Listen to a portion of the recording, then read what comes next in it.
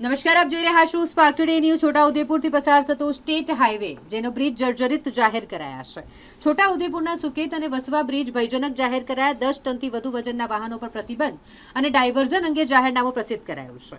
છોટાઉદેપુર જિલ્લામાં જર્જરિત બ્રિજોની મુલાકાત અર્થે ડિઝાઇન સર્કલ ગાંધીનગરની તાંત્રિક નિરીક્ષણ કરવામાં આવ્યું, જેમાં છોટાઉદેપુર ઝોજ કેવડી 25 થી 54 કિલોમીટર રસ્તા પર આવેલ સુકેત બ્રિજ અને વસવા બ્રિજને ક્રિટિકલ જાહેર કરવામાં આવ્યા. બરોડા ઇન્કોન પ્રાઇવેટ લિમિટેડ કન્સલ્ટન્ટ તથા green design and engineering service private limited સુરતની તાંત્રિક મુલાકાત દરમિયાન નોન ડિસ્ટ્રક્ટિવ ટેસ્ટ લેવામાં આવ્યો અને આ ટેસ્ટના રિપોર્ટ મુજબ બ્રિજ અત્યંત જર્જરિત હાલતમાં છે, જેથી જાનમાલની સુરક્ષાને ધ્યાને રાખી આ બ્રિજ પરથી ભારે વાહનો એટલે કે 10 ટનથી વધારે વજનવાળા વાહનોનો ટ્રાફિક તાત્કાલિક અસરથી બંધ કરવા અને નવો બ્રિજ ન બને ત્યાં સુધી આ પ્રતિબંધ ચાલુ રાખવા માટેનું જાહેરનામું પ્રસિદ્ધ કરવામાં આવ્યું છે.